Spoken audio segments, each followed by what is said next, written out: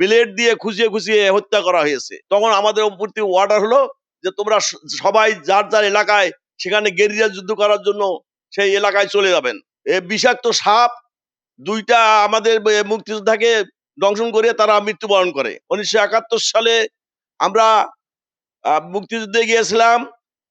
আমি তখন ক্লাস 10 এর ছাত্র। ১৯৭১ সালে ১২ই এপ্রিল আমি আমার খালাতো ভাই আনিসুর রহমানকে নিয়ে ইন্ডিয়ায় গেলাম। সেখানে গিয়ে ১ম এ হিলি বর্ডার দিয়ে পার হয়ে একটা কামারপাড়া নাম জায়গা আছে। সেখানে আমরা রিক্রুট হই। রিক্রুট হওয়ার পরে আমাদের ওখানে ৭ দিন ট্রেনিং দেওয়ার পরে ওখান থেকে আমাদের রায়গঞ্জ নামে একটা ট্রেনিং ক্যাম্প আছে, সেখানে পাঠানো হয়। আমরা সেখানে গিয়ে ট্রেনিং করতেছিলাম। এমন সময় হঠাৎ করে বন্যা এসে গেল। বন্যা এসে যাওয়ার পরে আমাদের যে ট্রেনিং মাঠ সেটা প্লাবিত হলো। তখন আমাদের আবার ওখান থেকে কালিয়াগঞ্জ নামে একটা আ শালবন আছে। সেখানে নিয়ে গিয়ে আমাদের ট্রেনিং আরম্ভ করলো। ইন দি মিন টাইম ২ দিন যাওয়ার পরে ওখান থেকে বিষাক্ত সাপ ২ টা আমাদের মুক্তিযোদ্ধাকে দংশন করে তারা মৃত্যুবরণ করে। তারপর ইন্ডিয়ান আর্মি আবার এখান থেকে আমাদের মানে করে ট্রেনিং করার জন্য শিলিগুড়িতে পানিঘাটা নামে একটা পাহাড় আছে। সেখানে হলো প্রায় ৮০ ফুট উঁচু আরকি একটা পাহাড়। সেখানে আমাদের নিয়ে যাওয়া হলো। সেখানে আমরা ট্রেনিং করলাম, হায়ার ট্রেনিং করলাম। করার পরে আমরা অপারেশন ক্যাম্পে আসলাম। বলাহার নামে হিলির পাশে, পতিরামের পাশে একটা বলাহার নামে একটা জায়গা আছে। আমরা ওটা অপারেশন ক্যাম্প করলো। তা আমরা ওখান থেকে অপারেশন আরম্ভ করলাম। ওখান থেকে অপারেশন করতে, করতে আমরা এমন একটা সময় আসলো, তখন বোধহয় সম্ভবত আ অত অক্টোবর হবে। তখন আমাদের প্রতি অর্ডার হলো যে তোমরা সবাই যার যার এলাকায় সেখানে গেরিলা যুদ্ধ করার জন্য সেই এলাকায় চলে যাবেন।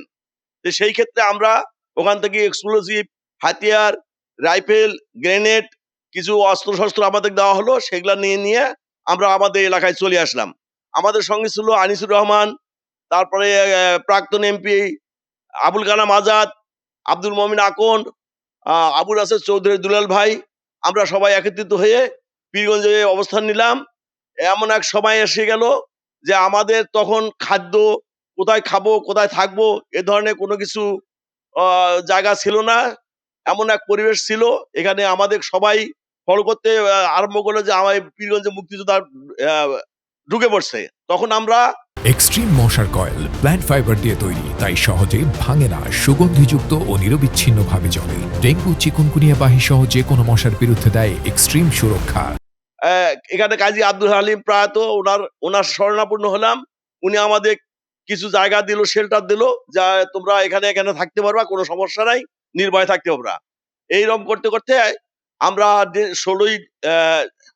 ৭ই ডিসেম্বর পীরগঞ্জ মুক্ত হয়ে গেল। তখন আমরা আনন্দে আত্মহারা হয়ে গেলাম। In the meantime Indian army আসলো। তাদের সঙ্গে আমরা এখন সরকারি হাই স্কুল মাঠে খেলাধুলা করেছি। তারপরে আমরা সেখানে অবস্থান করেছি। তারপরে সিও ক্যাম্পে আমাদের থাকার জায়গা করে দেওয়া হলো। ইউনো অফিসে তখন সিও ক্যাম্প ছিল, সিও অফিস ছিল। ওখান থেকে আমরা কয়েকদিন ওখানে অবস্থান করলাম। ইন দি মিন টাইম ১৪ই ডিসেম্বর এসে গেল। তখন আমরা ওখানে থাকি, এখান থেকেই শুনতে পেলাম যে এরকম বুদ্ধিজীবী যারা বুদ্ধিমান আছে তাদেরকে গ্রেপ্তার করে রায়বাড়ি নিয়ে নৃশংসভাবে হত্যা করা হলো। ঢাকায় অলিতে গলিতে বুদ্ধিজীবীরা শহীদ হয়ে গেছেন। আমাদের দেশের কিছু ধুরন্ধর, কিছু শত্রু, আমাদের মুক্তিযোদ্ধার শত্রু ছিল। ওনারা ঢাকায় অলিতে গলিতে গিয়ে কোথায় বুদ্ধিজীবী আছেন, কোথায় মানে ইঞ্জিনিয়ার আছেন, কোথায় ডাক্তার আছেন, কোথায় বড় বড় বিবেকবান ব্যক্তি আছেন, তাদের ঘর বাড়ি দেখিয়ে, তাদের হানাদার বাহিনীকে দেখে দিয়ে